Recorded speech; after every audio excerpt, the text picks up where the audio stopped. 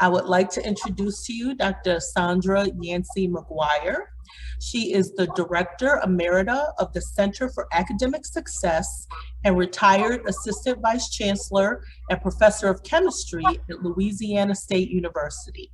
She has delivered keynote addresses or presented workshops on effective learning strategies at over 400 institutions in 47 states and 12 countries. Prior to joining LSU, she spent 11 years at Cornell University, where she received the coveted Clark Distinguished Teaching Award. Her best-selling book, Teach Students How to Learn, was published by Stylus in 2015. The student version of this book, Teach Yourself How to Learn, was released in January 2018. Dr. McGuire's most recent accolades include being listed in the 2020 edition of Marquis Who's Who in America, the 2019 Distinguished Lecturer Award from the National Institute for Staff and Organizational Development, the 2019 Commitment to Excellence and Academic Support Award from the Commission for Academic Support in Higher Education, the 2017 American Chemical Society Award for encouraging disadvantaged students to pursue careers in the chemical sciences, an induction in 2017 into the LSU College of Science Hall of Distinction. She is an elected fellow of the American Chemical Society and the American Association for the Advancement of Science and the Council of Learning Assistance and Development Education Associations. She received the Presidential Award for Excellence in Science, Mathematics, Engineering, Mentoring in a White House Oval Office ceremony. Dr. McGuire received her BS degree, magna cum laude, from Southern University in Baton Rouge, Louisiana, and her master's degree from Cornell University, and her PhD from the University of Tennessee at Knoxville, where she received the Chancellor's Citation for Exceptional Professional Promise. She was married to Dr. Stephen C. McGuire, the James and Ruth Smith Professor of Physics Emeritus at Southern University. They are the parents of Dr. Carla McGuire Davis and Dr. Stephanie McGuire, and the doting grandparents of Joshua, Ruth, Daniel, and Joseph Davis. I present to you Dr. Sandra Yancey McGuire. Thank you so much, Dr. Thomas. I appreciate that. And I'm realizing every time I hear that introduction, I wrote it a while ago, and when I say the doting grandparents, I wrote that when the grandchildren were a lot younger. They're much older now. I don't know if we're as doting as we used to be, but we are still somewhat doting, I guess. Well, I'm really, really pleased to be here to speak at the 7th Annual WISC Conference. And it's just a wonderful activity. I didn't know anything about the organization before I was asked to speak, and I've been looking on the website. You're doing some wonderful things, and I want to thank you for that. And I'm going to ask, since you know a little bit about me, those of you who are attending, I'd like to get a little bit of information about you, because so I'm going to ask for the first poll question to be put up, please. I hear that we have some students who are attending, some faculty, some administrators, and some invited guests. And so please indicate what your position is. And the invited guests, I know we said other, we don't want to call you other, you're invited guests. And so please put in the chat box for us what your role is if you're not a student, faculty, or administrator, so that we can get a really good idea of the folks who are joining us this morning. Oh, and when you put things in the chat box, make sure that on the drop-down arrow, it says everyone, so that we can all see each other's answers. And so if we are not a student, faculty, or administrator, if you want to just put your role in the chat box, that would be great. And I see we have one student. Okay, that's fantastic. Learning designer. Okay, fantastic. Contracts manager. Okay, wonderful. Great. Okay, so I see that we have a variety of folks attending. A software engineer. Okay, great. Verizon Media.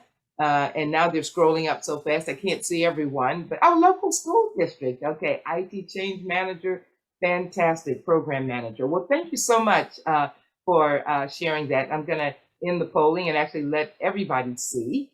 So I'll share the results, and we can see that we have our one student. Thanks so much for coming. And we see the breakdown of the others. Okay, and so I'm going to stop this share. And let's see, I'm not going to relaunch the polling. Let's see, I can share results and then stop share results. And I don't have the little X. Oh, here it is to end the polling. Okay, great. And so what we're going to be talking about this morning is, Girl Scouts program, fantastic. Metacognitive equity as being the key to inclusive pedagogy. And again, I want to really thank WISC for inviting me. They have wonderful programs every year. I was able to look at some of the previous programs. And so if you haven't been associated with this group before, please follow them and attend future meetings because they're fantastic. And the next poll question, I wanted to know if you have ever attended a session that I presented. Because as you heard, I've presented now in 47 states. I've keynoted lots of conferences. And so I just want to know, and I was at University at Buffalo about, now maybe 6 or 7 years ago. And I had a great time there. I had done sessions for faculty and students, and we had some great times. Okay. Oh, and the way we're going to do this, and I can see the percents fantastic. Thank you so much, Michelle. Says that she loves the book and uses it often. Wonderful. Thanks so much. And so pretty much the way I like to do the polls is when it gets to about 70%, and we're up to 72%, then I give you the 5-second warning, and then we end the polling. And I actually have the ability, as I said, to end the polling. So Anyango, thank you so much, and Dr. Thomas. And so I will now end the polling, and I will share the results. And okay, great. So most of us are new to this information, and a couple of folks have read the book. Thanks, and fantastic. Okay, well let's see. Let me stop sharing the results, and where's the little X to end it? There it is. Okay, and then I have one more poll question for you to answer. Oh, and I forgot to take off that Center for New Designs and Learning and Scholarship. I'm going to refer to that later. But how much do you know about metacognition? Because this is basically what we're going to be talking about. And so do you know almost nothing, just a little bit, quite a lot, or more than you care to know? I love the book and use the book. Great. Okay, with the med students. Oh, fantastic. And we're not actually going to be doing that activity today. We're going to be doing another one, which kind of illustrates the same principle. Oh, we're already at 84%. This is fantastic. So we have the 5-second warning, and I will end the poll in just a minute. And okay, it's interesting with this question. I always want to see if anybody will put more than I care to know. And the last time I gave a presentation, someone put in the chat box, is it ever possible to know more than you care to know about metacognition? And so I'm going to say it's not. And I'm always gratified when nobody puts that there. And so let me just share the results. Okay, so most of us are very new to the topic, or maybe a little bit. And I think the folks who've read the book are very familiar. And so we will go from there. And so wanted to give you just an agenda. What we're going to be talking about is we're going to define inclusive pedagogy, metacognition, and metacognitive equity, which is a term that I coined this past summer. And we'll talk about what that is. And then I'll show you some examples that demonstrate the impact of teaching students about metacognition. And then throughout this, I'm going to talk about very effective metacognitive strategies, because I want you to be able to use this immediately for our student in your classes, for faculty in your classes, also the students you're teaching. And if you are not teaching, you'll still be able to use this information in your own life. I use it in my professional life all the time. And if you've got kids or grandkids or nieces, nephews, the information is just very good and useful for any population. And I'll talk a little bit about Bloom's taxonomy and the study cycle. then the role of mindset in student learning, and then we'll have the conclusion and wrap up. And so when I looked, there are lots of different definitions about inclusive pedagogy. Oh, and I've got to tell you that what is happening, and it didn't happen last night when we went over a little bit of this, but I can only see the chat box if I click on participants. And so I have to click on participants, and then the chat box will appear. And then I can see the chat box, but as soon as I click on the slide to advance it, then everything goes away. And so I have to do the song and dance all over again, participants, and then chat. So that's what's going on my end. So if I miss a chat, comment in the chat or a question, and I'm going to invite you to put questions in the chat box, comments, and I ask a lot of questions, I've got to tell you. I'm going to ask you to use the chat box to answer those. And there's no right or wrong answers to the questions I ask. I just want to know what you're thinking and what your experience has been. But I'm going to ask our co-host, if I miss a comment or a question, then please interrupt me and tell me what it is. Okay, so there are lots of different definitions of inclusive pedagogy, but I like the one that comes from Georgetown University Center for New Designs in Learning and Scholarship, and this is the one that's on the WISC website under resources. Inclusive pedagogy is a student-centered approach to teaching that pays attention to the varied background, learning styles, and actually we don't use the term learning styles anymore, we call it learning style preferences, and abilities of all the learners.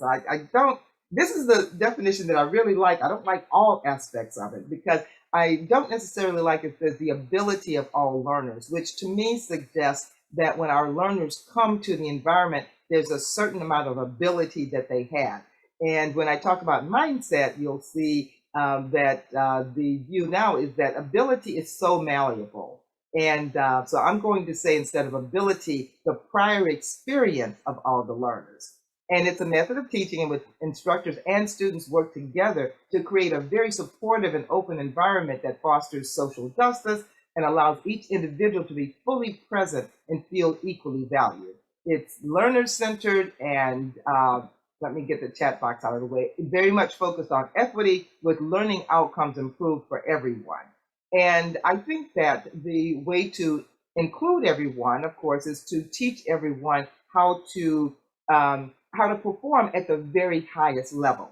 And I think that metacognition is the way to do that. And so metacognition is just a term that was coined by a psychologist back in 1976, Flavel. And very simply put, it's your ability to think about your own thinking. When I explain it to students, I say it's kind of like if you had a big brain outside your brain looking at what your brain is doing. And that big brain is asking your brain questions, and it's saying, does she understand this information, or did she just memorize it last night because the test is today? It is saying, if she has a paper or a project to do, does she realize that she needs to start thinking about it early? She needs to go to the writing center if it's a paper and talk about her ideas and get their feedback. She needs to develop a draft of the paper or a mock-up of the project to discuss with the instructor so that she can get suggestions to make improvements so that when she turns in the final paper or project, it's the best that it can be. Or is she planning to just whip it out the night before the way she did in high school? It's your ability to be consciously aware that you are a problem solver. So that when things come up, you don't have to get somebody else to answer all of your questions. You can answer some questions yourself. And I'll give you an example of that that I share with students and other audiences very often. It's a problem that many people have, and I know I have it. And so just put in the chat box for me either yes or no if you have this particular problem. The problem that we're going to talk about how metacognition can help us solve is the problem of procrastination. So please put in the chat box if you have a problem with procrastination. And okay, I'm seeing some yeses. Typically I see lots of yeses, and then some people say, oh, 100%. Okay, yes. And only sometimes, yes. But many of us have that problem. And so if you're not using your metacognitive brain, your brain says, oh, I'm a procrastinator. I put things off. I kind of wish I didn't procrastinate, but that's just how I am. And the metacognitive brain says, wait a minute, that's a problem. We need to solve that problem. And then your brain says, well, what's the big deal? I'm a procrastinator. I put things off. And the metacognitive brain says, no, you know that causes us all kinds of problems. And so let me ask you to put in the chat box, what are some of the negative consequences of procrastination? What are some of the negative consequences? Okay, procrastinating and answering the question. That's funny, Lisa. Okay, yeah, so the metacognitive brain is, okay, yep, absolutely lower quality of work, failing, absolutely stress, guilt, lack of sleep, exactly, all of those things. More time to let stress build up. And for me, stress is the biggest one, stress, anxiety, because the longer I put it off, the more stressed I get. The more stressed I get, the longer I put it off. Trying to do work in a compressed time frame, absolutely, which leads to that lower quality of work that we're talking about. And so the metacognitive brain brings to our attention all of these problems, and so the brain says, okay, I get it.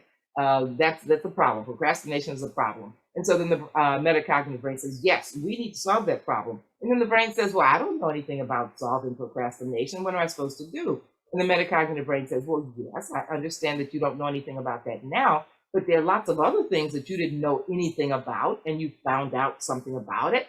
And so my next question for the chat box is, if we hear a term, for example, and we don't know anything about it, we want to find out something about it, what do we typically do? Or what do you do, I should ask? If you want to find out something about something you don't know, exactly, Google it, yes. And so the metacognitive brain says, well, you Google everything else, so Google that. And so if you were to Google how to avoid procrastination, you're going to be brought to wonderful sites that have lots and lots of ideas. And I only know this so well because I was procrastinating writing a paper one day. I'd given a presentation at a conference and I needed to submit the paper for the proceeding. And so I just kept putting it off. And my metacognitive brain told me, you teach this stuff, so use it. And so I Googled how to avoid procrastination and saw lots of great sites. But this one strategy I really liked, and I like to share it with audiences because I still use it. It works very well. This particular site said, it's easy to avoid procrastination. Just use the tool that everybody carries around these days. Everybody has a smartphone. And it said, just use your smartphone to tackle the hardest part about doing something that you really don't feel like doing. And so this is a question for the chat box. What is the hardest part about doing something that you really do not feel like doing? Put that in the chat box for me, please. And I will see what exactly getting started. Yes.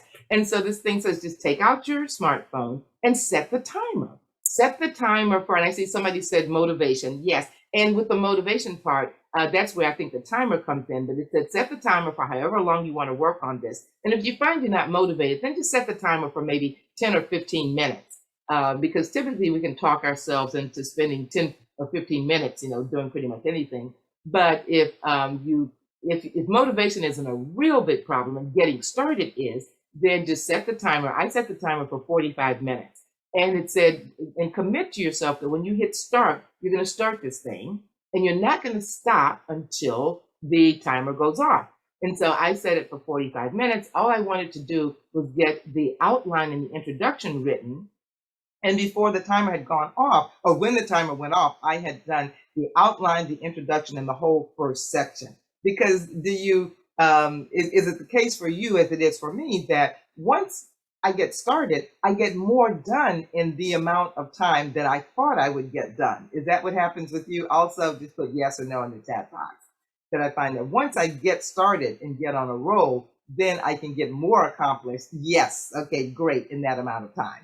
And so whenever you find yourself procrastinating in the future, then just use that. Yeah, exactly. Becky says, I don't want to stop. And actually, that's a good point, Becky, because I want to point out that sometimes we don't want to stop, but we tell students that it's better to stop probably at about 60, 75 minutes, not more than 90 minutes, because your brain does tend to get tired.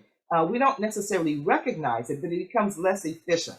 And so set the timer, and then you can take a break if you want to. Take like a 10-minute break. And then since you're on a roll, then set it again for 60, 75 minutes, and then pick it up again. But that's an example of how metacognition and the metacognitive brain works. It's your ability to plan, monitor, evaluate, and control your mental processing. So you know if you're just memorizing something, if you're really understanding it. It's your ability to accurately judge your level of learning. And that is really, really important because many times students will get a test or a quiz back and it's not the score that they wanted, it's lower. And they'll say, oh, I studied for hours and hours for that test. I don't know why I didn't do so well. And those students are not lying, they're telling the truth. But when those students say, I've studied for hours and hours for this test, what activities were they typically engaged in? What kinds of things were they doing, do you think? Because they were spending hours and hours what they thought was studying. But what kind of, okay, exactly. They were rereading, they were memorizing, exactly. Passive learning strategies, just highlighting, trying to memorize. And so, so they thought that they were prepared for the test, and they would have been prepared for a kind of test that, let's say it's psychology, if the test said define positive reinforcement, define negative reinforcement, define punishment, they're good to go because they've memorized those terms. But those aren't the kinds of questions that we ask on tests. We'll give them a scenario and ask, is positive reinforcement, negative reinforcement, or punishment the best approach in this situation? Well, they're not prepared for that because they've been studying at a lower level. And that's where Bloom's taxonomy comes in. When I talk with students, groups of students, I'll ask them, have you ever heard a professor say something like, you're in college now, this is the university, we operate at higher levels, you got to kick it up a notch? And they all say yes. And when I ask them, what do you think those professors mean when they make that statement? And they have great answers. They'll say things like, oh, that means that college is going to be harder. Sometimes they'll say they're going to give us a lot more work. Sometimes they'll say we have to take more responsibility for our own learning. And I tell them all those things are true, but I ask students if they've ever heard of Bloom's taxonomy. And in fact, you can put in the chat box if you've ever heard of Bloom's, Blooms taxonomy. And because we're going to talk about that, because I think that this is really the lens through which our students have to hear, digital Blooms. Okay, yes. So many of us are. Okay, so most of us are. So let me ask you to put in the chat box if you have actively taught Blooms to your students. Have you actively taught Blooms to your students? Yes or no? And okay, Michelle does. Okay. Okay, David does, Roberta does. Oh, fantastic. Well, this is a very sophisticated group because most audiences I do, they have not. So almost everybody has. So we won't spend a lot of time on that, but I'll just share with you the way I've taught Blooms to students. And then it's your ability to know what you know and what you don't know. So you don't show up at a test or a quiz thinking that I know this stuff, I'm good. And you look at the first two questions, it's like, I really don't know this stuff. And so when we think about metacognitive equity, and that's, as I said, a term that I've coined, and I started with educational equity, which is reducing the discrepancy in educational outcomes between students of different income levels, minority versus majority students, or majoritized students versus majority students. So metacognitive equity, I define as reducing the discrepancy in metacognition, or the thinking strategies that are evident between those two different groups occasionally. And well, actually, let me just go back to this for a minute, because what we find is very often students from especially lower resource schools, when they come to college, they may not appear to have the same level of critical thinking skills that students who maybe come from a school that has lots of AP courses, IB courses. So there is this gap in the thinking strategies that students use, but it's not because those students aren't able to have those skills. It's just that they've not been in an environment that required them to acquire those skills up to this point. And the reason that many students have not acquired metacognitive skills is that it just really wasn't necessary in high school.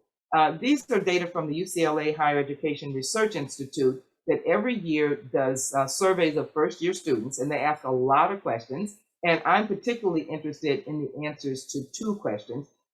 One has to do with the amount of time that students spent doing any homework in 12th grade and the average that they had when they graduated. Oh, and I just got my chat box back. Teachers to the medical students generate their own questions. Absolutely, that's fantastic.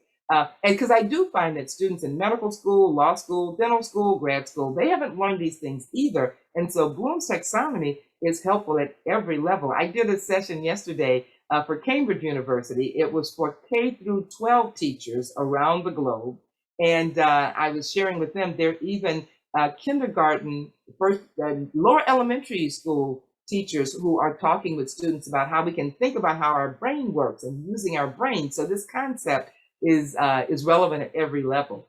And so I'm particularly interested in the answers to two questions. One is the amount of time that students spent doing any homework in 12th grade. And you see that this number started out in the 30s. It reached a high of about 45% in 2015, and now it's around 43. But the students, when we look at the average that they had when they graduated from high school, that number crossed 50% in 2013.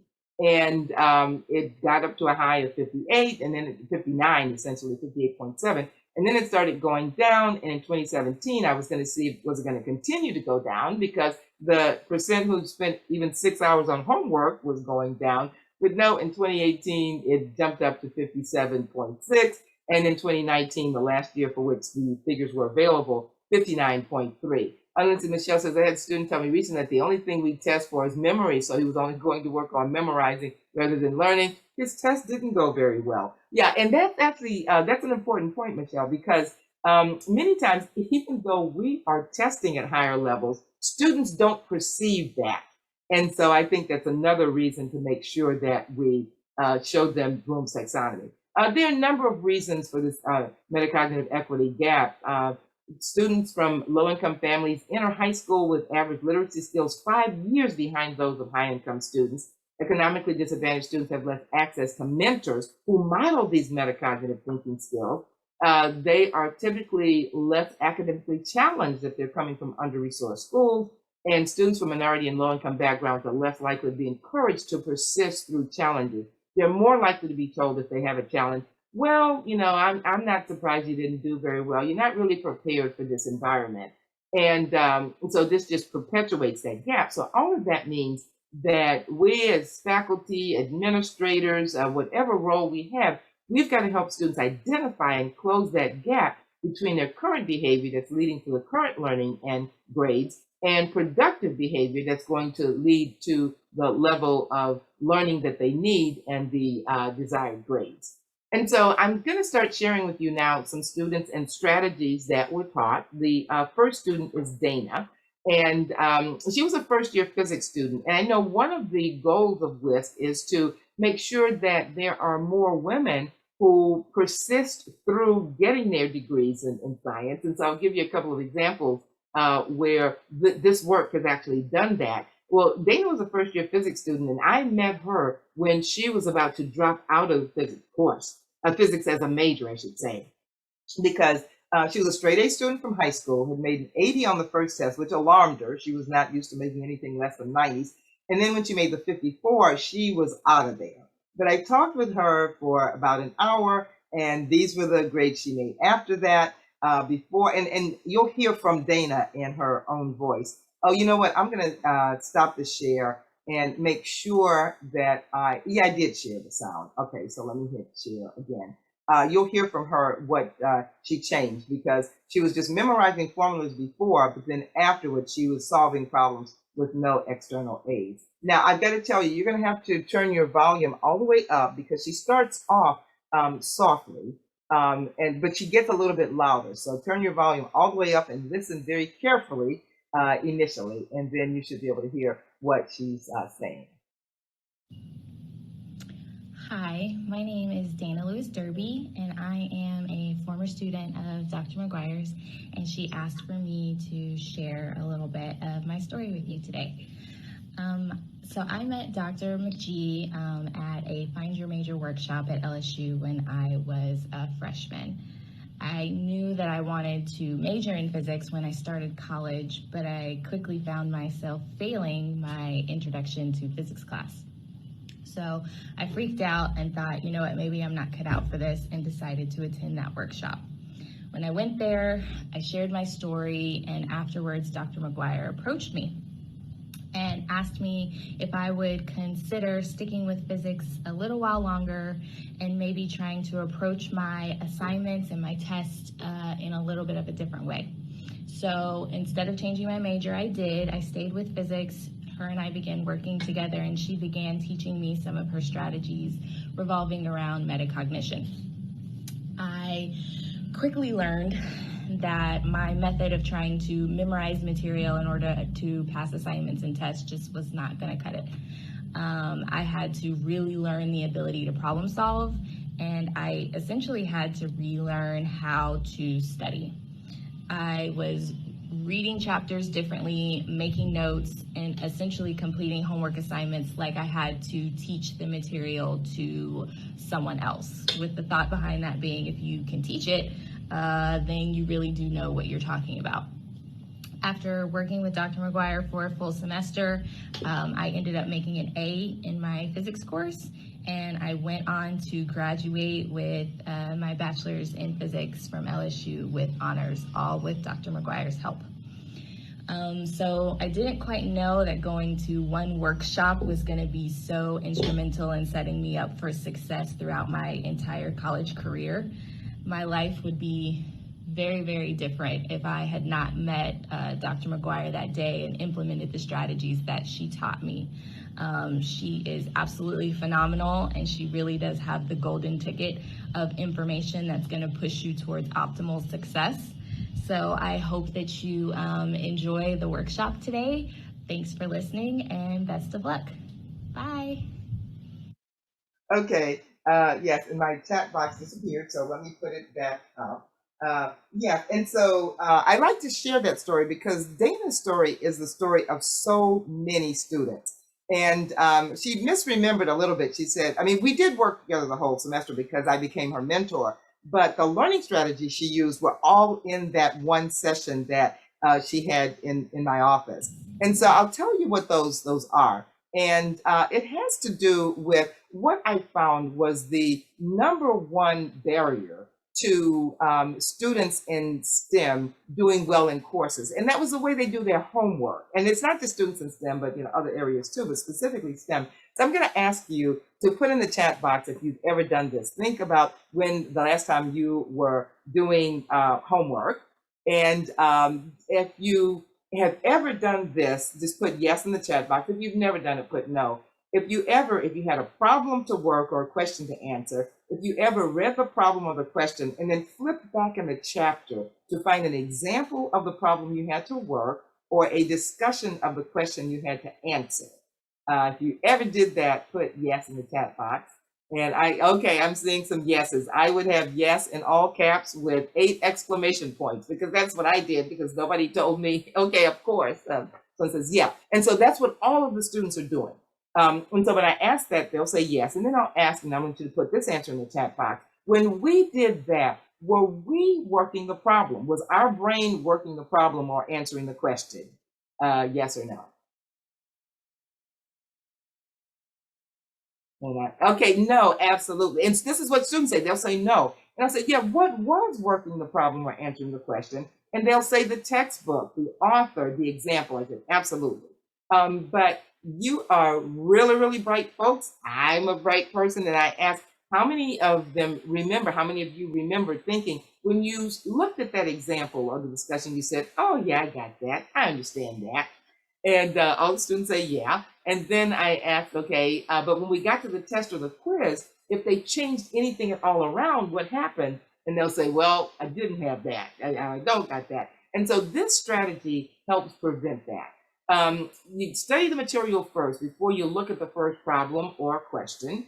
And when you do that, whether you're using your notes or your textbook, you're going to come across examples. And I ask students, what do you do when you get to an example? If you're reading a chapter in a textbook or going over your notes, what do you do when you get to an example? And I can tell you, I was shocked by the answer because they did something that I did not do.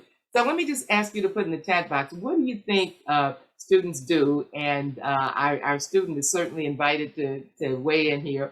What do you do when you get to an example in the textbook? So everyone put in, what do you think students do when they get to an example? And I'll see if you were better than me and you know what they did. There you go, skip it. Yes, I was, okay, ignore it, skip it, skim it. Now, some of them say, I kind of skim it, but most of them said skip it. And I didn't skip it. I would look at what the question, I'd see how the author did it. And some students say they do that. And I said, don't do either one of those. Instead, if you've studied the information, then you can start to work that problem. And so start it, and even if you're not sure exactly what to do next, just power your way through until you get to an answer. And then when you get to the answer, just check just the answer with the answer that's in the book. And if you got the same answer, then you can look at what the author did. But if you didn't get the same answer, don't look yet. Check to see how see where your mistake was. See if you can figure out where your mistake was. And I'll ask students at this point in the process, do you think making a mistake is good or bad? And just put in the chat box for me, what do you think students say? Do you think students say making a mistake at this point is good or bad? Okay, I'm seeing some bads. And this is what faculty say all the time. Students always say good. And yeah, they seek perfection. Okay, when we go through this process, and this is a very important part of the process in talking with students, it's doing it with reflection questions. So asking them what they do, having the discussion just as we've had it here. And when I ask, is making a mistake at this point good or bad? Faculty always say students say bad, students always say good. And then I tell students, yes, you're right. And I said, but now don't get me wrong. I'm not saying that it's bad if you don't make a mistake at this point. It's fantastic if you don't make a mistake at this point. But why is it good if you make a mistake at this point? And they are so dead on. They are exactly on point. And so I'm going to ask you, why would it be good if you make a mistake at this point? And there are three common answers that I typically get from students. And I will see if you are thinking along the same lines as the students. Why would it be good if you make a mistake? Better to get it wrong before the test. Yeah, they can learn from it. Absolutely. No bad habits. Learn from mistakes. Actually, so those are the three. They'll say, most common thing they say is, well, you learn from your mistakes. And then the second thing they say is, now I have a tendency to, and now I know where my brain has a tendency to go wrong, and I can correct that. And then the third thing they say, well, it's not the test. You can correct it before the test. And I said, absolutely. And then I'll ask students, how many of you ever gotten a test or quiz back and you look at the score and it's lower than you wanted, and you say, you look over and you say, oh, I would have done so much better. I just made simple mistakes. Anybody out there remember thinking that when you got a test or a quiz back? Because I used to think it all the time. I just made simple mistakes. And students always say, yeah. And I said, my philosophy is there's no such thing as just simple mistakes. Mistakes only look simple in retrospect. Once you know what the right thing is, your mistake looks so simple. But mistakes are things that have to be made. And if you don't make them during this process, where are you going to make them? Put that in the chat box. Construct their own learning based on mistakes. Absolutely. And so if you don't make the mistakes during this process, and mistakes are things that have to be made, exactly, Michelle. And that's what students tell me on the test. So I'm not telling them, you better do it this way or you're going to screw up on the test. It's all about asking them questions so that they give us the answer that we're looking for. And it's much more likely that students are going to do something with the information. So again, if it's not correct, figure out where it was. And that's just the example. When you get to the actual homework problem, treat it as if it's a test or a quiz. Try to speed it up, do them more quickly, because so many students run out of time on a test or a quiz, not because they couldn't do it, but because they're plodding very slowly through the questions because they've never practiced speeding it up because you have as much time to do homework as you want. And so this is what Dana did. And the result is now she's a practicing medical physicist, and she's happy as a camper. She would have changed to business, she told me. I saw her a few years ago and said, Dana, since I met her, it was actually a change your major workshop because she was getting out of physics. And I asked her what she was planning to do. And she said that she was thinking of going into business, but she's so happy that she stayed in physics and is now a practicing medical physicist. Okay, and so the next strategy is one that was used by Travis. And somebody says, yeah, Christine says, in real life, you're going to make the mistake. Absolutely. And so Travis was a junior psychology student, and he made a 47 and 52 on the first two tests. And I talked with him about 30 minutes the night before the third test, thinking he would make into the low to mid 70s. He made an 82. And I said, wow, Travis, that's fantastic. If you make higher than an 85 on your next test, I will take you to lunch.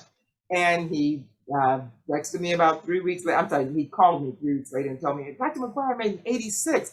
And he was so excited. And that's the other thing. When students learn these strategies that result in rapid and substantial improvement in their performance, they're so excited about it. and it really motivates them to continue to use them. And so Travis's problem was reading comprehension. And so the strategy that I was able to teach him was one that I learned at a workshop that I went to one summer. If you preview the text before reading to give your brain the big picture and overview of what you're about to read, it prepares your brain for reading.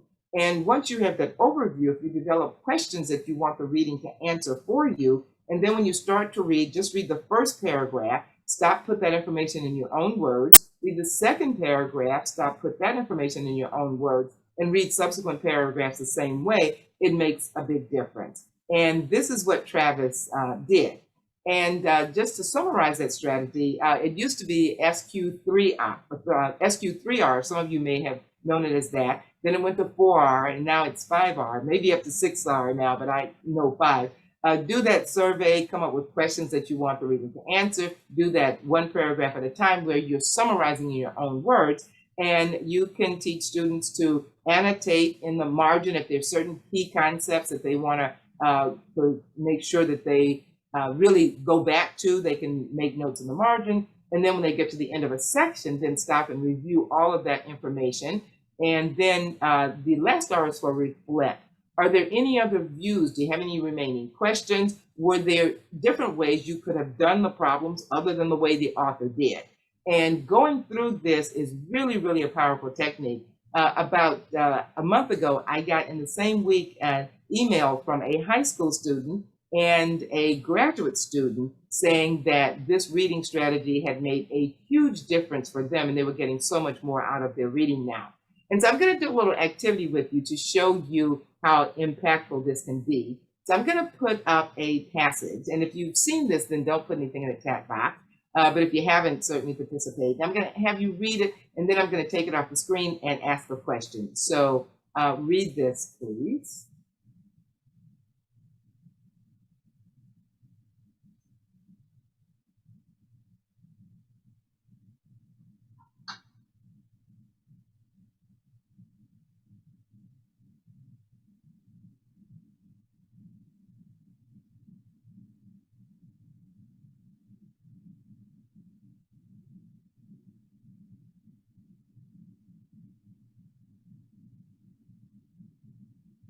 Okay, you might not have finished the whole thing, but I'm going to take it off. And the question for the chat box is, if you haven't seen this before, if I asked you to just summarize the information on that slide to everybody in the group, yes or no, would you be able to do that, do you think?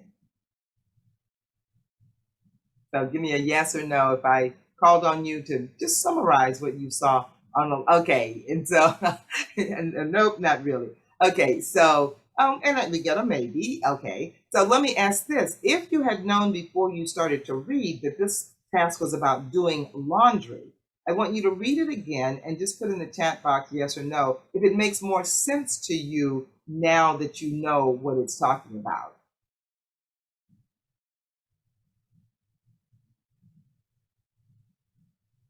Okay, yes, it makes a lot more sense now because we have context. And someone put in the chat box that the first sentence, the procedure is actually quite simple, was kind of annoying.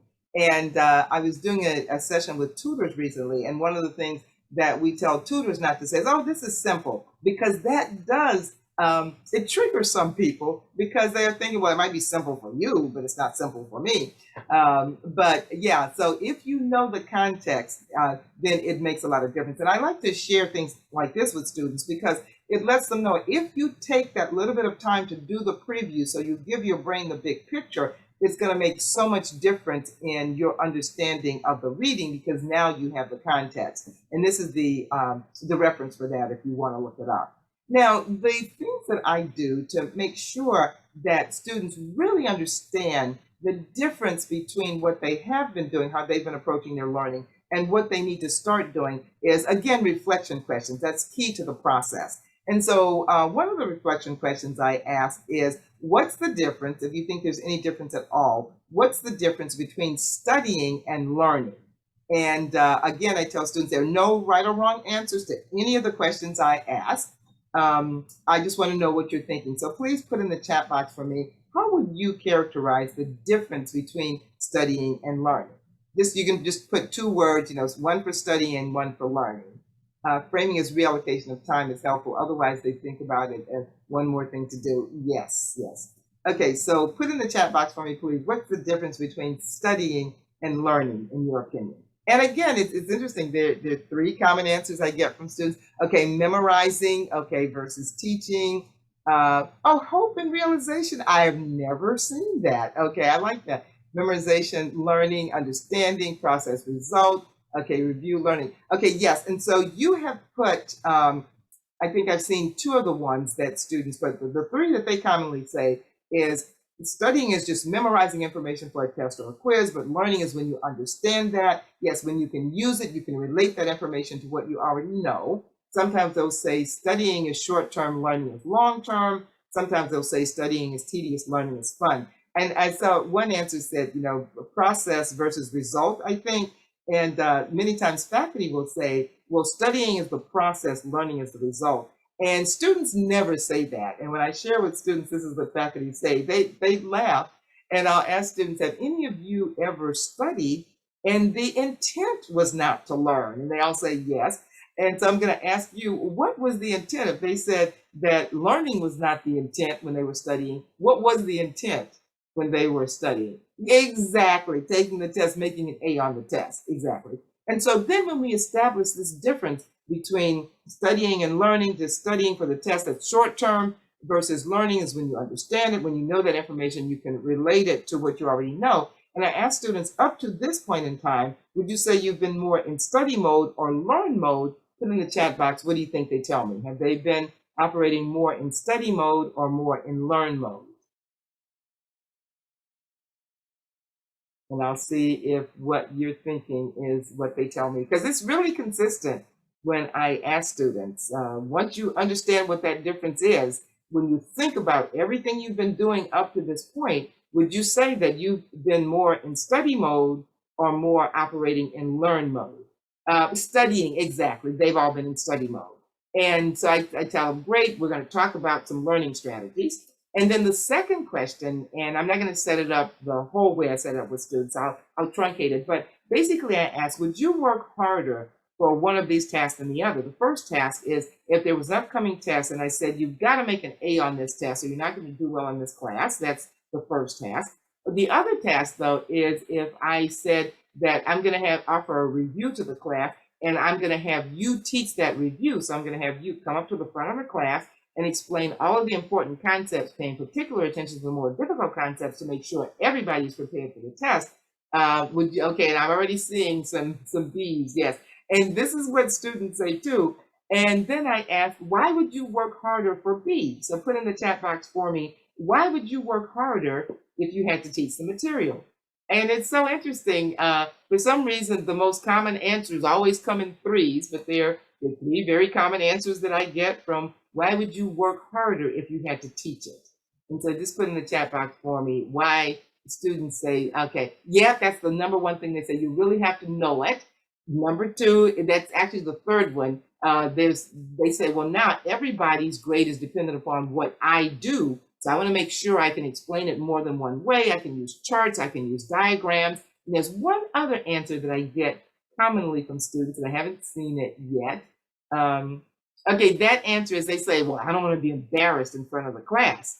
I don't want to look stupid in front of the class. So I want to make sure that I'm anticipating questions. I come up with answers. So if somebody asks me a question, I won't stand there looking dumb. So they realize that they would work harder if they had to teach the material. And then I ask, up to this point in time, would you say you've been more in scenario A mode or scenario B mode? And put in the chat box for me either A or B. Do you think they say, absolutely? They all say they've been in scenario A mode, at which point I say, wonderful, wonderful. I love it when you're doing everything wrong, because that means that when you change what you're doing, you are much more likely to see a big impact. Because I never want to make students feel bad about what they've been doing because they didn't know to do it any differently because nobody had explained it to them. And I really am happy, though, if they've been doing everything wrong, because that does mean that when they start to change things, they're likely to see a big difference. And this is a student, Ty, who heard this information in a session that I was giving to a chemistry class. And he said he really liked that. And he said he had a betta fish in his room and he was going to start teaching that stuff to his betta fish. And a little over a month later, he sent me his second bio exam score and his second chemistry exam score. And then he sent me the next bio exam after that, but I only got the second chemistry score. And he ended up with a B in both courses. And so what he said he was doing, this is the email that I got from him, he started attending more of the supplemental instruction are peer-led sessions that are kind of a combination of review sessions and learning strategy sessions where students are taught effective learning strategies. He started attending more of those sessions. And before he heard this information, he would go to some of the sessions, but he didn't do anything before he went. But after he heard this, he started going to more of them. And now he would do as many questions as possible before he went to the session to see kind of what he understood and what he didn't. And so he would know what he really needed to concentrate on. And then after those sessions, he'd go back to his room, teach the materials to his betta fish, and anything he couldn't explain, he'd study more, and he continued that cycle until he could explain everything in his notes. And you saw the result. And I was sharing this story with students at Howard University. Before I got back on the plane to come back to Baton Rouge, I got a text from one of the students with a picture of the betta fish they had gone out and bought. And the text said, "Look what you inspired." And so I tell students, no, you don't have to go out and buy your own pet. If you have empty chairs in your room, if you have stuffed animals, if you have imaginary friends, if you have any audience, either real or imagined, that you can teach this stuff to, then it makes all the difference in the world, because when you are pretending you're teaching it, anything you don't totally understand, your brain is going to get stuck, and that's your key to go back and look it up. And a few weeks ago, I thought about this, and I had never checked in on their betta fish, and I wanted to see if the betta fish was still alive. And so I texted one of the students and to find out about the betta fish. And so she said, "Well, I don't really know. Let me find out." And she found out that Sully, they named him Sully, is still alive and living with Michaela, who was one of the students in the group. And this is the fish. He's in a much bigger container now. I showed this to somebody and they said they need to get him a bigger container. This was just the container he was in when they bought him. But Sully is very comfortable now in a larger container.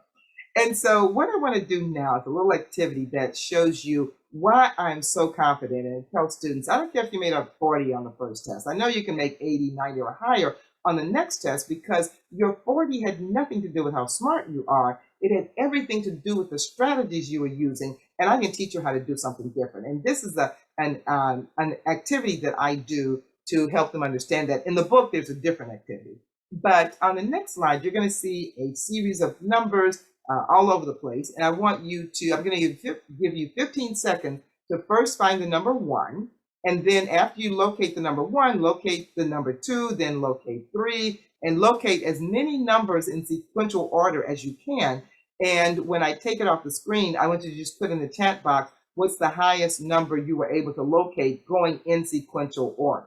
So let's start now locating the numbers.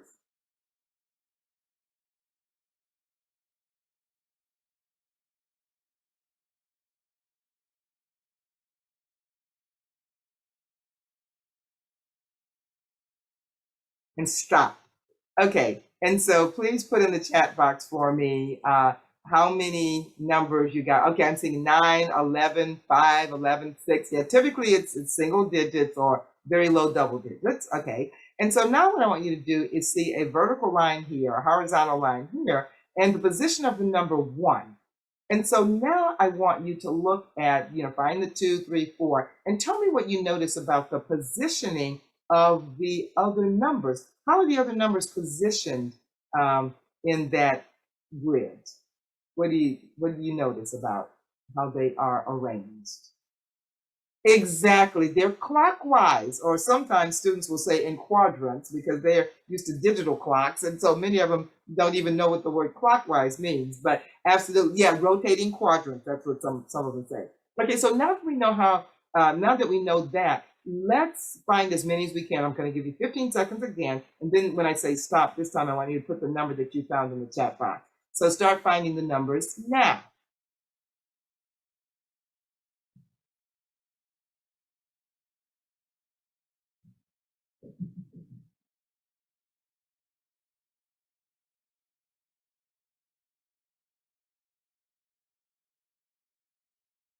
and stop.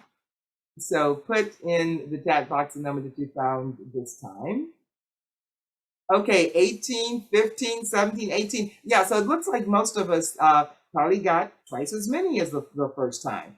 And there was a major difference between the first attempt and the second attempt that allowed us to do so much better the second time. And what was that difference? And actually, I think we probably already said it.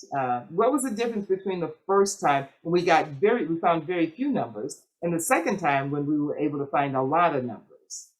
What was that difference? Exactly. We knew where to look. We had smaller field, and nobody's ever said that before, but you're right. Because if you're only looking in one quadrant for the next number, then that makes a big difference. We had a strategy, absolutely. And so we knew how the information was organized. And I tell students that that's so crucial. If you know how the information in chapter 5 relates to the information in chapter 2, if you see what that structure is, then it's going to make a huge difference. And students find out that that's the case. Now, we know a lot about learning now that we didn't know before. We know that active learning, getting students engaged in activities, asking these reflection questions is really, really important to increase learning. And we also know that thinking about thinking is really important. The idea of metacognition, teaching students the word. And again, they're teaching elementary students this now, that you can use your brain to figure out things. And then we know that the level at which learning occurs is important. And that's where Bloom's taxonomy comes in. And this is a form of Bloom's where it's a kind of a pyramid. And it doesn't have to be a pyramid, but I love the pyramid shape because I like the idea of stressing that remembering is the base. Knowing something is very important. Nowadays, students tend to think that I don't have to memorize anything. In fact, they'll tell me, well, Dr. McGuire, back in your day, y'all had to memorize stuff, but we don't have to memorize anything because we can just look it up. But I like students to understand that you can't solve problems with information you have just looked up on the web. And I know we have some folks from the medical school here, so I'll give this example. Our older daughter is a faculty member at Baylor College of Medicine. In fact, she just got promoted to full professor, and she's section chief of pediatric allergy, immunology, and retrovirology. And years ago, she was rounding with a group of residents. And so she told me that she asked this group of residents, and this young man in particular, is it okay to prescribe drugs like Sudafed and Actifed to pregnant women? And she said she thought he was going to stop and think and say, well, no, because it constricts blood vessels, so that's not a good idea. She said instead he whipped out it would be his iPhone or his smartphone. That was a PDA at the time, personal data assistant, I think it was called PDA. And he called up the physician's desk reference and he read a few lines and he looked at her and he said no. And she asked him why, and he was absolutely clueless. And this is Baylor College of Medicine, and so they get residents from some of the best medical schools in the country. But this guy didn't have any information because he felt that he didn't really need to remember anything. So I like this form where your ability to recall facts and basic concepts is important. And but if you only have memorized formulas and facts, then you're not going to be able to problem solve. The next level is being able to explain ideas in your own words. And I tell students, if you're at understanding, you could take any concept and explain it to your 80-year-old grandmother or your 8-year-old nephew in words they understand, giving them analogies and examples from their life. If you're at applying, now you can use that information to solve problems you've never seen before, to answer questions you've never seen before. If you're at analyzing, you could take any concept, break it down into its component parts. And if I asked you to give me a 3-minute mini lecture on buffer solutions, you could tell me what a buffer solution is. You could tell me why it's important to use weak acids or weak bases. You could tell me about the Henderson-Hasselbalch equation and how the common ion effect relates to buffer solutions. And you could talk for 3 minutes. Yeah, if you have questions, please put them in the chat box because I'm monitoring that. But if you are at analyzing, you could give me that 3-minute mini lecture without saying, well, I think it has something to do with this. You'd just be very fluent. If you evaluate, now you can look at 2 ideas, 2 concepts, 2 treatment plans if you're a medical school student, 2 ways of solving a problem, approaching a research problem. and determine whether one is more likely to be appropriate than another if you're evaluating. If you're creating, you can come up with your own ideas, your own theories, your own ways of doing things. And when we teach students about Bloom's taxonomy, now we're going to do this a little bit differently because I was expecting a lot more students. And so I had these next questions just for students and then for faculty, but we're going to answer all of us just on the first poll question. When we teach students Bloom's taxonomy, they really get it. And when I teach this to students, I'll ask them to think back to high school and indicate what, and we can put the poll question up. I think we have that as a poll question. And I asked, what level of Bloom's did you have to operate most often when you were in high school? And actually, maybe that's not Dr. McGuire, what slide is this? Oh, that's a good question. This is slide 31. 31, okay. Okay. Perfect. Okay, yes. And so, and actually I was going to do it non-students and students, but we're all going to do it together. So what level did you think that students said that they had to operate the highest level in high school? And you are right on target. They typically say ones, twos, and threes. And okay, and I see them evaluating, and some of them are at higher levels because if they've taken lots of AP courses or IB courses, they'll be at higher levels. Let's see, we're up to about 56%, but I'll still give us the 5-second warning. So get those votes in. Okay, now we're up to about the 61%, but I'll end the polling because you're exactly right. And so this is what we have. Most of them ones, twos, or threes. Okay, and so now I'm going to get that off. And okay, so we're going to skip we're going to skip 32. And now we're going to go to the 33 poll. What level of Bloom's, when I tell students this and they say in high school, they were operating at lower levels. And then I said, okay, but in college, and I like to give this talk with students about this after they have had some time, they've spent some time in college and college classes. And I'll ask them, now that you've been here for a while, what do you think the lowest level is that you're going to have to consistently operate to make A's, not A's and B's, but the A's that you're totally capable of making in your college classes? And I will ask them, and I'm getting some interesting responses here. And I think that you are going to be pleasantly surprised. Let's see, we're up to about 40%. So in the interest of time, I'm still only going to give you about 5 more seconds. So get those votes in. And okay, yeah, we're at 52% now in the polling. And what you see is the big bump was at applying. Typically, students, let me share the results. More students are at the analyzing, evaluating, creating even than applying. And I'll show you some results from some of the years that I did it. We'll skip this one.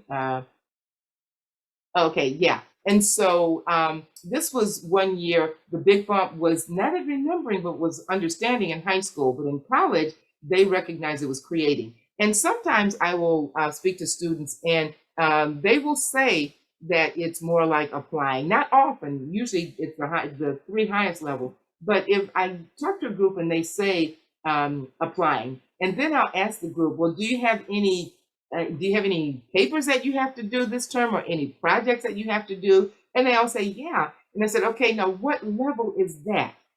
And when I ask the question that way, then they say 6.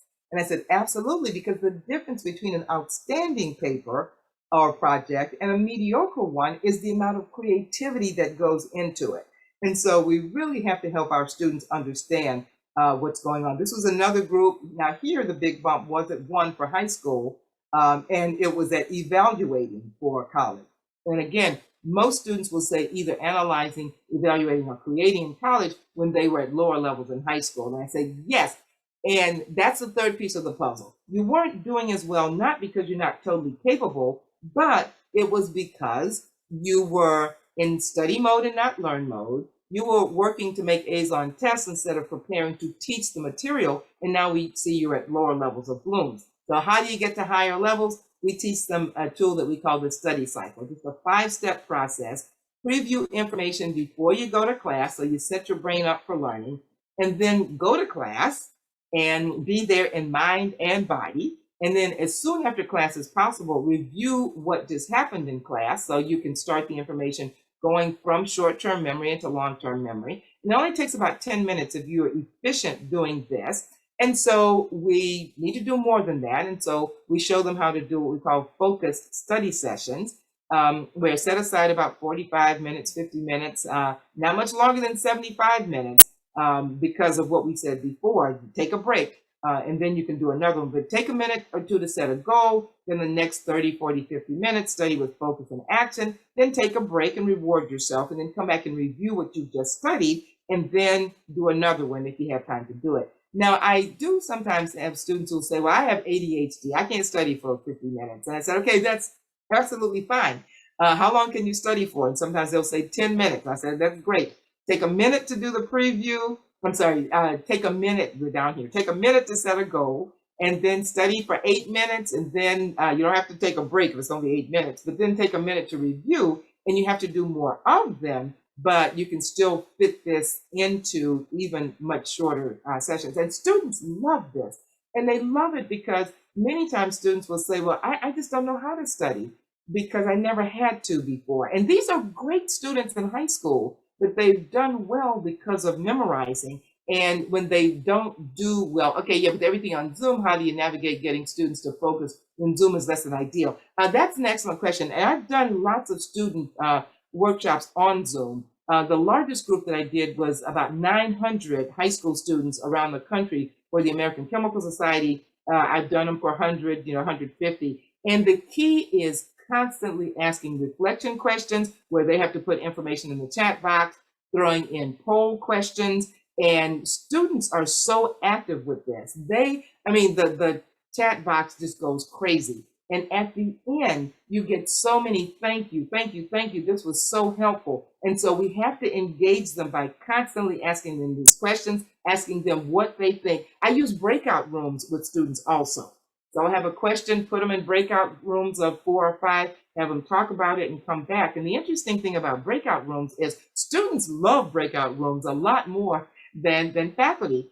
Sometimes with breakout rooms with faculty, you put them in breakout rooms and we come back, fewer of them are in the big group than were there before, but students always say they love it. So you're absolutely right. And I'm going to show you a resource there at the end that has even more strategies for engaging students in Zoom, but that's an excellent question.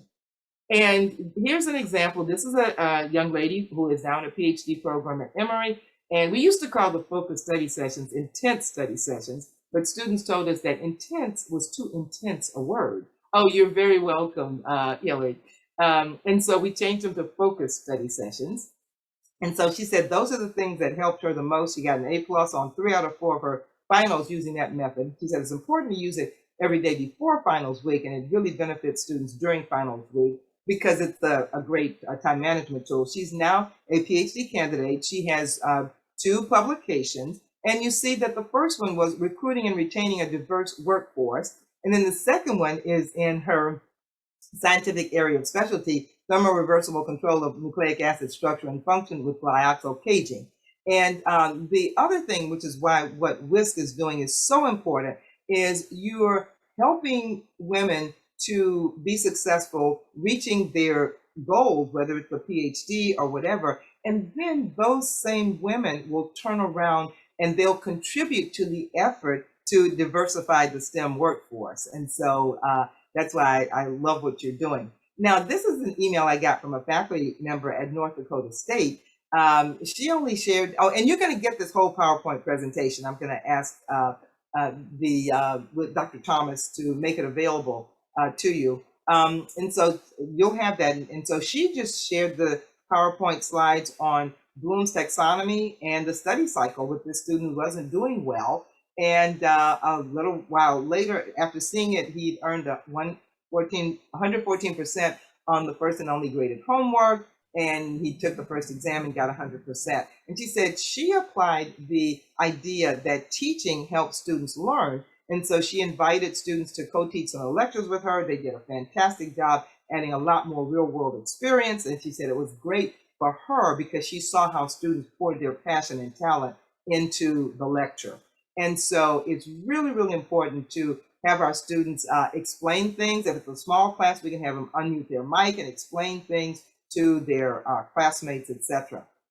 There's more research now on looking at how metacognition is impactful. This is one pointing out that if you combine metacognition with active learning, then there's better performance on these cognitively demanding courses like in STEM. And when we moved to active learning, that got a lot more learners involved. But if there's this metacognitive equity gap, then the students who are not doing well won't know how the students are doing so well in this active learning because they're just used to having the information explained to them. But when we teach them about metacognition, it makes a big difference. And so I want to spend just a minute on mindset. And I'm going to ask you to put in the chat box if you are very familiar with Carol Dweck's work on mindset. She's a cognitive psychologist out of Stanford. And she and her group look at the different ideas of intelligence that people have. So put a yes or no in the chat box, please, for me if you're familiar with, okay, I'm seeing some notes. Yeah, and so what they do is look at people's views of intelligence. And she's found that people have very different views, but mostly one of two types of views. And so she wrote in 2006, Mindset, The New Psychology of Success. And then in 2010, David Shank wrote The Genius in All of Us. So I see some of us are and some of us are not. So I'll just say that what Dweck found that most people either have the view that your intelligence is fixed, you can't really change it. If you were given an IQ test in third grade and your IQ was 90, when you get to 11th grade, it's not going to be much different. But the growth mindset says that you can grow your intelligence with your actions. So you could have an IQ tested at 90 in third grade and 120 in 11th grade if you learn those skills that are tested on an IQ test. And those skills are learnable skills. And so here's a poll question, and this is slide 45, Dr. Thomas. And so I want to know whether you think that most students have a fixed mindset or if they have a growth mindset. So answer that question, please, and we'll see what we're thinking about that.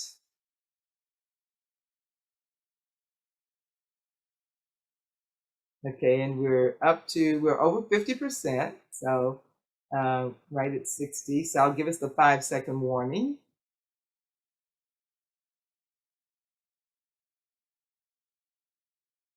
Okay, we're at 67. So I'll end the polling, and you said more fixed, yeah, about 2/3 fixed and 1/3 growth. And that's what I find, that most students have a fixed mindset because we socialize students into a fixed mindset. We'll tell students, oh, yeah, you're really smart. And we also help get students thinking that if they're smart, they shouldn't have to study. I can't tell you the number of parents I've talked to. They might have 2 kids and they'll say, oh, Jenny is really smart. She never has to pick up a book. But Johnny, he's not as smart. He really has to study. And that's why so many students think that, well, if I have to study, that means that I'm not smart. And of course, that's not true at all.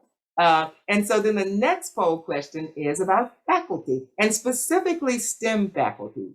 And so that's the next poll question, the very next slide. What mindset do you think most, and I'll say STEM faculty have? And the question is, do I find that there are disciplinary differences in terms of these attitudes?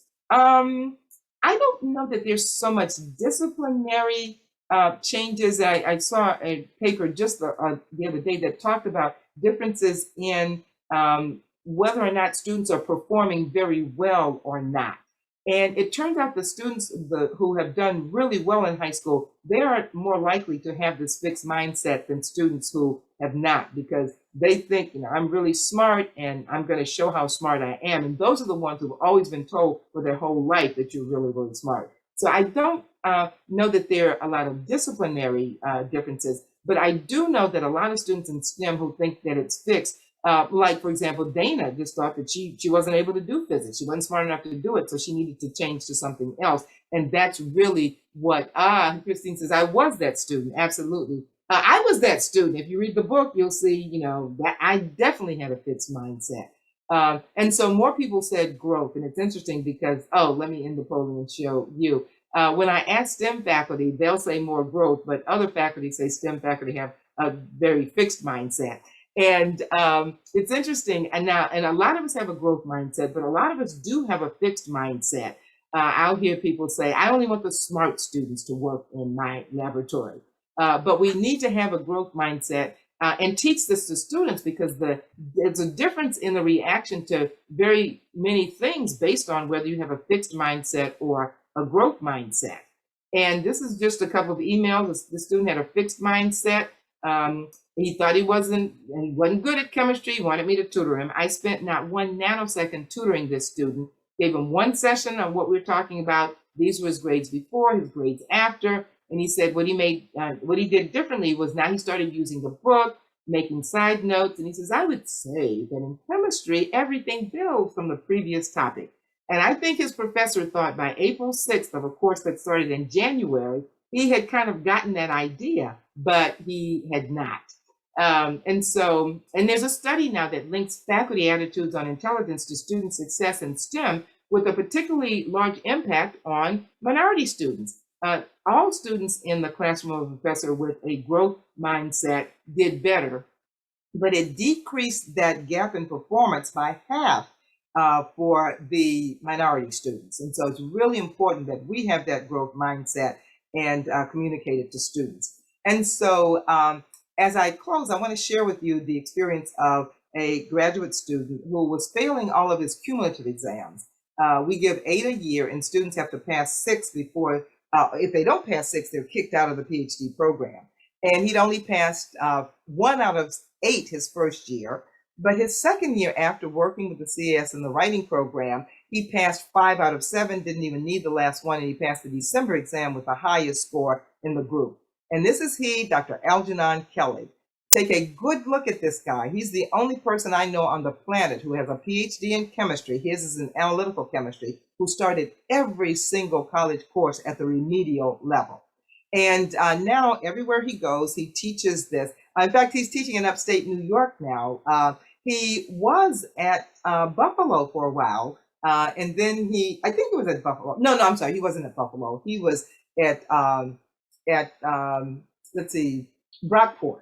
And now he's back in Rochester. But these are 3 emails, and I always like to close with these 3. This guy writes on October 17th, hello, Dr. Kelly, I'm struggling, really want to do well, but everything is just ending with a decent grade. 1 week later, after Al talked to him, hey, Dr. Kelly, made an 84 on my chemistry exam compared to 56 on my first one without prior intense studying. And then November 3rd, he says, hey, Dr. Kelly, I've increased my bio exam grade from 76 to a 91.5. Ever since I started using your study cycle program, my grades have significantly improved. I've honestly gained a sense of hope and confidence. And that's what we want students to have. And then he says, my family and I are really grateful that you've taken time to get me back on track. Those of us who have first generation students, they bring the hopes and dreams of their families with them to college. When things go wrong, they don't know how to fix it. Their families don't, but this stuff will. And their mood changes. Here, he was kind of morose. Hello, Dr. Kelly. Then he goes to, hey, Dr. Kelly. Then, hey, Dr. Kelly. And so when we can get this kind of enthusiasm in our students, it makes a big difference. So finally, I can say that we can implement inclusive pedagogy to decrease the metacognitive equity gap. I left off the P gap, but we got to teach all students how to learn. We can't judge their potential on their initial performance, and we can't let others do it either, including themselves. We've got to encourage them to persist, even if they fail initially. And we've got to encourage the use of metacognitive tools for that deep and integrative learning that's going to allow the students to excel. These are some references. These are some acknowledgments. This is the book for Faculty Teach Students How to Learn. And the one for Students Teach Yourself How to Learn. Students really love this because it has all of the strategies that we've talked about and more. And so in the last 2 minutes, I'm going to end with last minute now, I see. I'm going to end with a story. This is a true story about a dinner party that happened in Germany in the 1930s. there was a Swiss aerodynamic scientist at the party, and he was talking to a biologist. And the biologist asked him about bees and the fact that bees could fly, but it seems like they shouldn't be able to because they have this huge body and these relatively short wings. Don't have a long, sleek body with long wings like a wasp. They just have these teeny tiny wings. And so he did the calculations over and over, and he kept getting exactly the same result. Bumblebees should not be able to fly. They just shouldn't be able to create enough lift to be able to stay aloft. In fact, the lift that they create is about half of what you would think would be necessary for the size of their bodies. Okay, but there's a reason that when I talk to students about this, I say, just like the bumblebee, well, no, let me go back to, even though the calculation said that bumblebees should not be able to fly, because bumblebees do not know any aerodynamic science, they don't know they're not supposed to be able to fly, and so they just keep right on flying. So if you're ever in a situation where somebody's calculations seem to indicate that you won't be successful, then don't pay any attention to those. Just be like the bumblebee. But I can tell you why bumblebees can fly. Those calculations were back in the 1930s. And here's another view where you see this big body, these little bitty wings. But it turned out that the aerodynamic scientist was making assumptions that were incorrect. His calculations were based on everything that he had done based on airplane wings. And it's true, if bumblebee wings and airplane wings were similar, then bumblebees would never get off the ground, but they're very different. Airplane wings are smooth and flat, and they don't move. But bumblebee wings have lots of bumps and zigs and zags, and they are constantly moving. And it's this constant moving that creates these airfoils that gives the bumblebee enough lift to stay aloft. And so the moral of this story is, I tell students and I tell women in STEM, anyone who is likely to encounter folks who are going to think that you're not going to be successful, tell them, check your assumptions. I have metacognitive learning strategies, and I know I can succeed at anything I put my mind to, and then drop the mic, walk away, and leave them in your dust. So I'm going to stop the share now, and thank you very, very much for your active participation with me in this keynote, and I will turn it back over to Dr. Thomas. Dr. McGuire, there was another question in the chat from Lisa Stevens. She's our online MOOC guru here in the School of Engineering. Yes, and in fact, yes, I do know Dr. Oakley. In fact, she's interviewed me, and a few weeks ago, we were on the same program at McGill University. And so I'm very familiar with her approach. Creating a MOOC to scale up awareness of this approach. That's a very interesting idea. I'm retired now, and so I haven't done it. There is an online course, though, that person might be interested in doing a MOOC. So I'm going to talk with her and see, and I will think about it. But I think I'm not willing to do that much work. Just being totally honest. But that's actually why I wrote the book, because people were asking me, is there a book? Is there a book? And so I did. Oh, thank you. I am. Okay, we know how to make them. Oh, my chat box disappeared now. I'm sorry. Okay, no problem. I can get it back up, I think. Yeah, there it is. Okay. Oh, we know how to make them at UB. Okay, so if somebody wants to work with me to do that, then, I don't need any help. I'm just too lazy to even start. No, okay, as a collaboration. Okay. Okay, where to find me? Fantastic. Yeah. So if it only requires about 1 hour every 2 weeks from me, then we can I can talk about it. But you raise a good point, because the information really does need to be very widely shared, because it makes such a huge impact on students. I mean, it's like a paradigm shift. And so yes, I will definitely consider that. And is that the last question, Dr. Thomas, or did you see it? I believe so. Okay, again, well, let me just thank everyone out there, because what you're doing now is so much harder than what I'm doing. I'm retired, but I know in this pandemic, and you have wonderful sessions. I'm going to be at the conference, all day. And so this is great. You're going to learn some strategies about how to operate in the pandemic. Just keep doing what you're doing. I appreciate you. Your students appreciate you. And again, thank you so much for allowing me to talk with you this morning.